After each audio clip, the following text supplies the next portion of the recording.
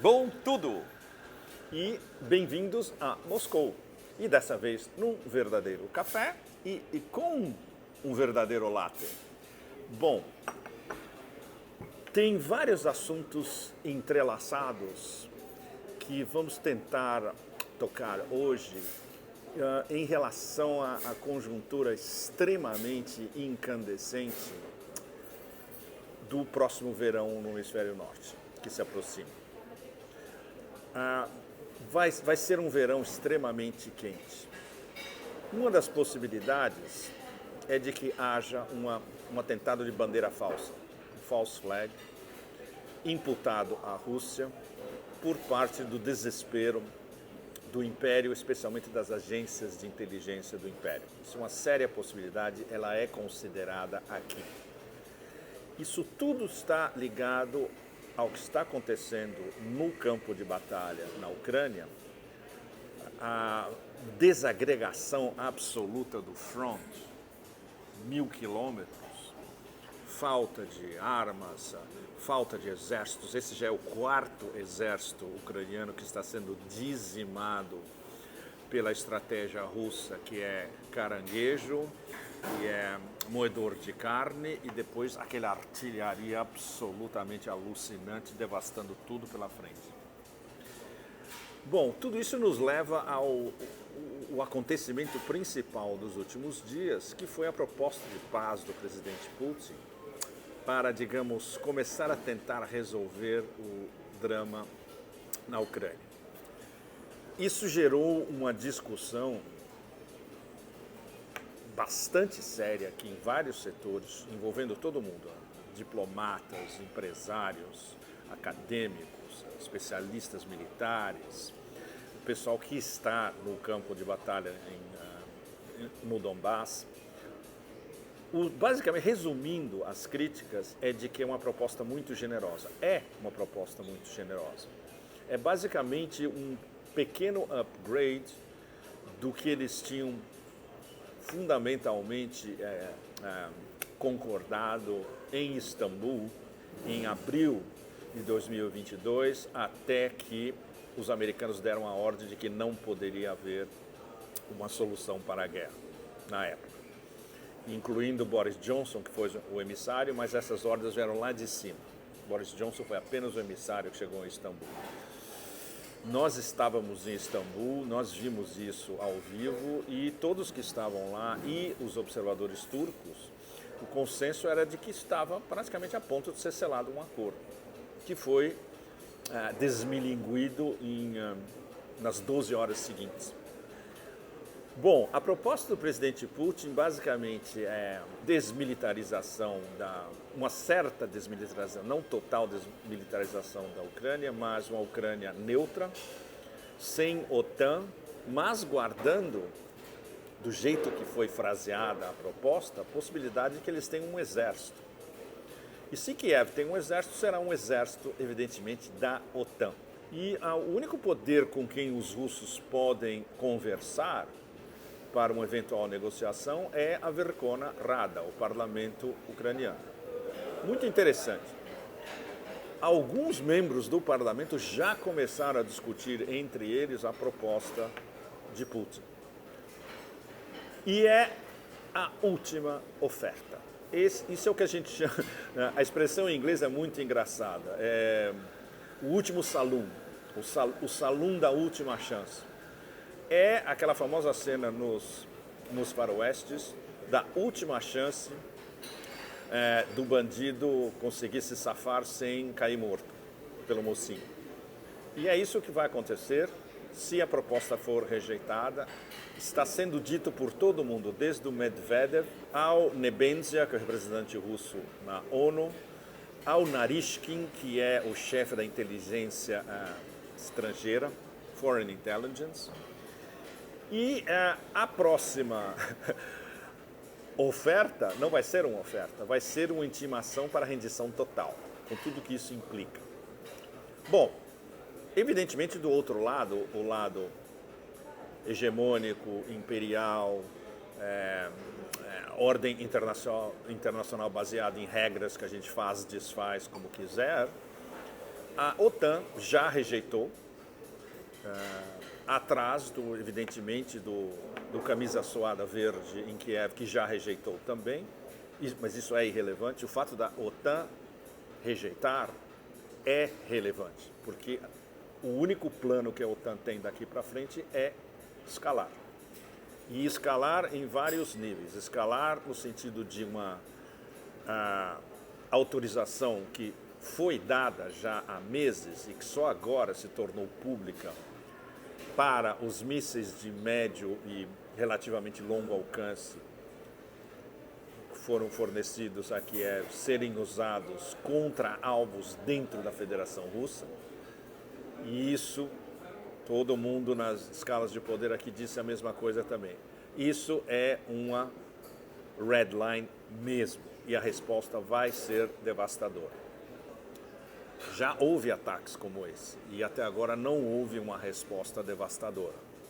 Bom, enquanto isso, evidentemente, houve aquele kabuki na Suíça, que não rendeu absolutamente nada, uma conferência de paz na Ucrânia sem os russos, o que é uma estupidez absolutamente monumental. Todo mundo que conta do Sul Global não foi. Na declaração final, os 5 BRICS dos 10 que tinham delegações na Suíça não assinaram a declaração final. A China nem se deu o trabalho de mandar uma delegação. E Vladimir Putin venceu o kabuki na Suíça sem nem precisar ir à Suíça. Porque ficaram, a maior parte de quem sobrou um cérebro, estavam discutindo a proposta justamente, que é uma proposta realista, generosa, baseada em fatos, baseada no que está acontecendo no terreno e abrindo uma porta de saída para Kiev e para a OTAN, para isso não escalar a um ponto absolutamente sem retorno. O problema é que o poder hegemônico e a OTAN querem uma escalada até um ponto sem retorno. E isso na retórica, pode ser flácida, pode ser em desespero. Em qualquer nível que você analisa, é uma retórica guerreira e que não contempla nenhum um fiasco, uma faísca de tentar uma solução, uma negociação. Bom, e isso nos abre justamente o espectro desse verão, que pode ser extremamente perigoso.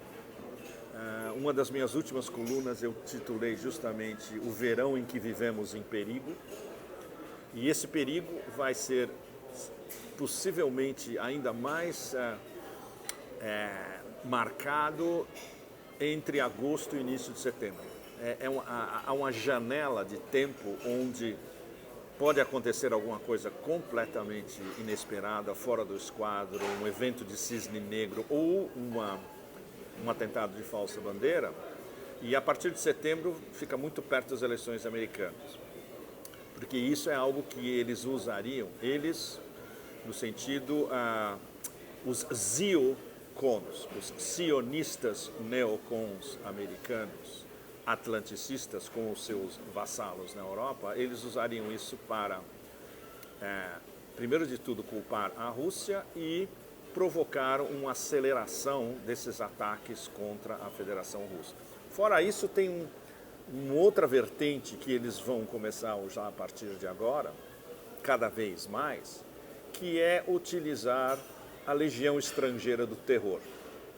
Basicamente remanescentes de Al-Qaeda, remanescentes do Exército Islâmico e as seclas do ISIS-K, que é o Exército Islâmico no Khorasan, que vários deles, há meses atrás, foram transportados com a ajuda dos americanos da Síria para o Afeganistão e partes do Tajiquistão e parte do Quirguistão. Então, esse cenário dos próximos 3 meses é extremamente preocupante. A impressão que a gente tem em Moscou, como a impressão que nós tivemos em São Petersburgo, é que o poder russo está preparado. Eles têm todos os cenários mapeados e eles têm respostas para cada contingência, incluindo as respostas mais pesadas, que não incluem uma resposta nuclear. Putin disse diretamente, e outros repetiram, nós estamos vencendo a guerra no terreno no Donbass. Fato. Nós não precisamos de armas táticas nucleares ou qualquer tipo de intervenção nuclear,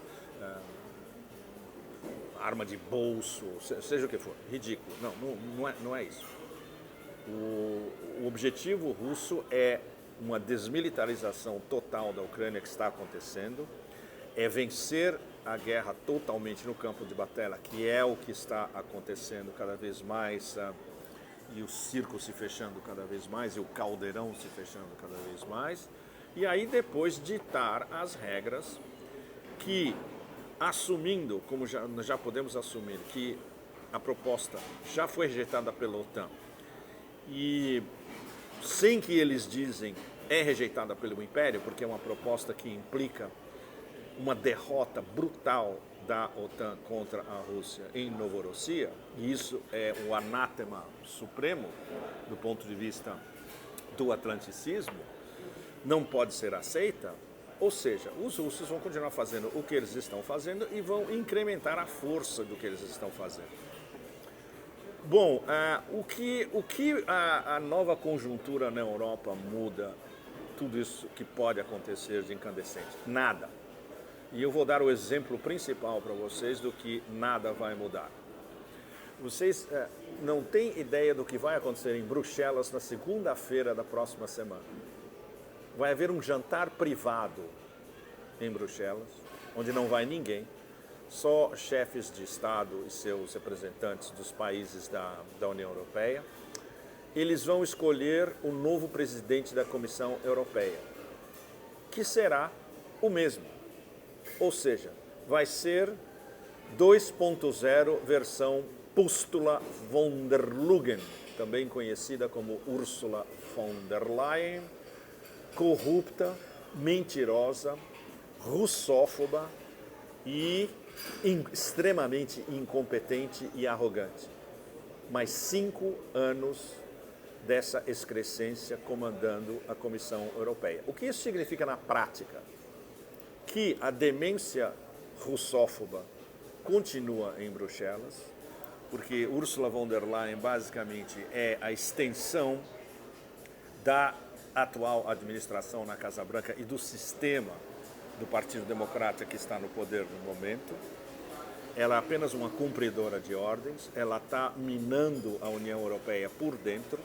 As ordens não vêm de Paris, de Londres, de Roma, as ordens vêm de Bruxelas e vão para Paris, Londres, Roma, Varsóvia, os chihuahuas do Báltico, etc. Ou seja, essa demência russófoba continua. Infelizmente, para os cidadãos europeus, para o funcionamento da União Europeia e para a impossibilidade de haver algum tipo de diálogo entre a OTAN e a Rússia, porque a Comissão Europeia é como se fosse o Departamento de Relações Públicas da OTAN, porque as ordens vêm basicamente de Washington, pelo Pentágono, pela CIA, pela Casa Branca, pelo Departamento de Estado, pelo Conselho de Segurança Nacional, pelo sistema do que a gente chama de complexo industrial, militar, think tanks, academia, mídia, etc., direto para Bruxelas, e a comissão distribui isso para os outros, cumprindo exatamente a demência da OTAN. Então, esses dois personagens extremamente tóxicos com os quais o planeta é obrigado a conviver todo dia, porque todo dia eles falam alguma coisa completamente estapafúrdia, Stoltenberg na OTAN e von der Leyen na Comissão Europeia, Stoltenberg pode ser ejetado. O principal candidato para substituí-lo é outro tão tóxico quanto, se não pior, Mark Rutte, primeiro-ministro holandês, ex-primeiro-ministro holandês. Então, o desastre na Europa continua e é um desastre anti-europeu, anti uma verdadeira Europa, não essa Europa com essas elites pífias, estúpidas, ignorantes, arrogantes, mal educadas, mal instruídas e que agem contra o interesse dos Estados-nação europeus. Os russos, mais uma vez, estão plenamente cientes de que isso vai continuar e que não vai mudar nada. Ou seja, a proposta foi feita, está na mesa. Se for recusada, não haverá proposta na sequência. Todo mundo já sabe disso, menos os que deveriam saber em primeiro lugar, que é o sistema atlanticista.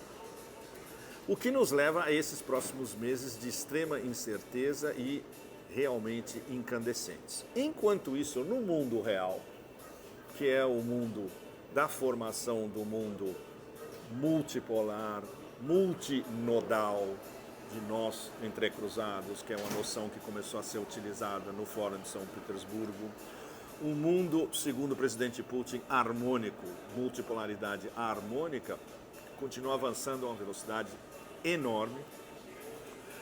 Depois da reunião dos ministros das Relações Exteriores em Nizhny Novgorod, eles continuam conversando dentro dos BRICS, vai ter outros fóruns dos BRICS.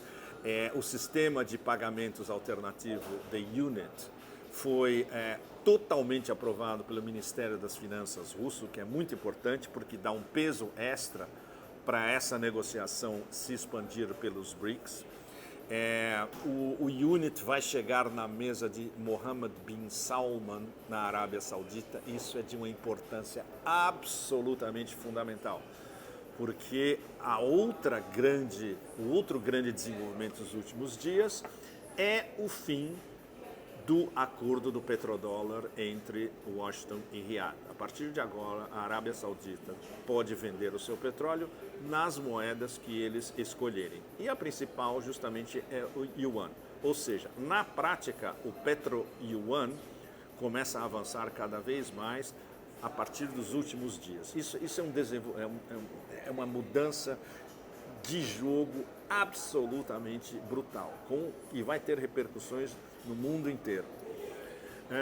Nós temos praticamente a cada semana tem um candidato extra para entrar na fila dos BRICS, da Organização de Cooperação de Xangai, da União Econômica Euroasiática. Já passou de 60. No Fórum São Petersburgo eram 59, agora já está em 62, 63 e continua subindo. Nós vemos candidatos do sudeste da Ásia cada vez mais. Por exemplo, metade do sudeste da Ásia quer entrar nos BRICS agora. O último a se manifestar oficialmente foi a Malásia. Eu estou indo para o sudeste da Ásia breve e eu vou seguir o sudeste da Ásia, a minha ex-casa, por algum tempo durante esse verão. No verão incandescente eu vou estar vendo do ponto de vista asiático, do sudeste da Ásia e da China. Eu vou voltar a Hong Kong também, outra das minhas ex-casas. É preciso estar fazendo essa circulação perene para nos aprofundarmos cada vez mais nos pontos de vista diversos desses principais atores que estão construindo o mundo multipolar. A discussão do sistema de pagamento alternativo, ela está em diversos níveis. Tem um nível que estão discutindo o The Unit, o que foi decidido no fórum quando nós conversamos da última vez, no último PEP Café, da reunião do Sergei Glaziev com a presidente Dilma. Em setembro vai haver um seminário sobre o UNIT em Xangai, na sede do Banco dos BRICS, o NDB. Tem o sistema M-Bridge, super importante, de pagamentos alternativos também, onde entra Arábia Saudita, Emirados, China, Tailândia e Hong Kong. A Arábia Saudita agora é parte do M-Bridge, ou seja, eles podem organizar pagamentos com esses parceiros do M-Bridge, passando ao largo do dólar também, utilizando evidentemente o yuan. E tem uma terceira vertente que está dentro dos BRICS também, que é um sistema que se chama BRICS Bridge. Não é o M-Bridge. O M-Bridge ele é basicamente coordenado pelo Bank of International Settlements, o BIS, na Suíça. Como observadores, é um saco de gatos, tem de tudo. Tem desde o Banco de Desenvolvimento Asiático Chinês até o Fundo Monetário Internacional e o Banco Mundial. Não é exatamente uma boa ideia, porque não é multipolar e não tem interesse no mundo multipolar. Mas, para quem participa, por exemplo, Hong Kong, que comercia com o mundo inteiro, eles podem comerciar em dólares de Hong Kong, por exemplo. Eles não precisam passar pelo dólar. E eles podem aceitar outras moedas também e eles trocam em Hong Kong. O BRICS Bridge seria um equivalente do Bridge, mas entre os 10 dos BRICS. Está avançando aos pouquinhos. Pode ser que seja adotado até a cúpula em outubro em Kazan. Então, tem está avançando em 3 highways paralelas. Esse processo que, grosso modo, a gente pode falar de desdolarização, mas é fundamentalmente de sistemas de pagamentos de regular contratos em moedas que não são o dólar americano. Isso está avançando muito rápido. Então, isso é como o mundo real avança para ficar bastante claro o contraste entre a demência guerreira atlanticista do Império e da sua sucursal OTAN e, no mundo real, Eurásia, África, essas discussões geoeconômicas e de união geopolítica cada vez mais aceleradas. Por exemplo, os talibãs que já disseram alguns dias atrás, depois do Fórum de São Petersburgo, diretamente, nós queremos entrar nas 3. E eles querem entrar na Organização de Cooperação, nas 2, desculpa, na Organização de Cooperação de Xangai e na União Econômica Euroasiática. BRICS ainda é uma história muito a longo prazo.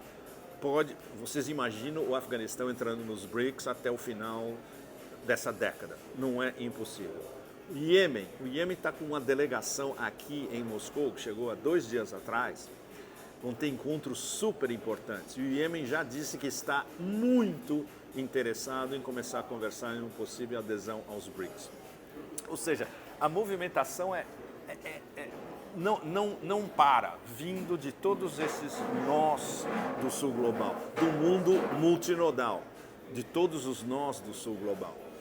Então, mais uma vez, é legal deixar o final do Pepe Café sempre com uma nota auspiciosa de esperança, mesmo no meio desse negrume absurdo e dessa situação como se a gente estivesse lendo o mito de Sísifo do Albert Camus, ou seja, do absurdistão reinando sobre tudo.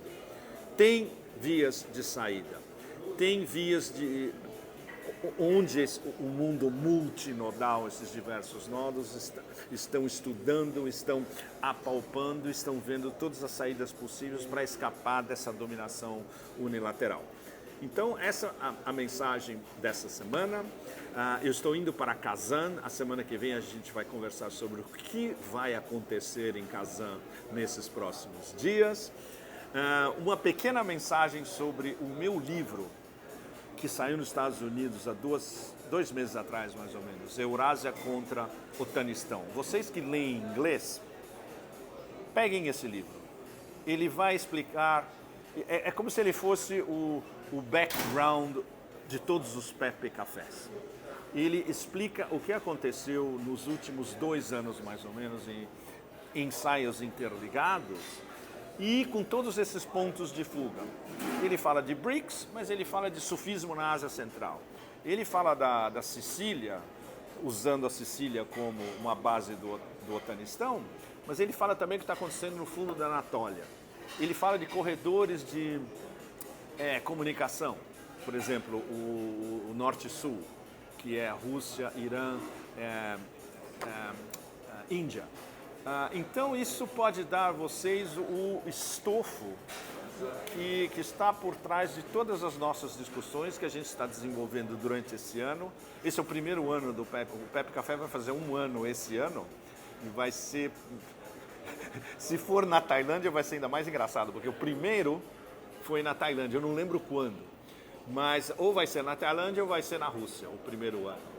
E obrigado a vocês por seguirem o canal, e esse é um canal, talvez em língua portuguesa, talvez seja único no mundo, do jeito que ele fala dessa constituição do mundo multipolar, multinodal e harmônico.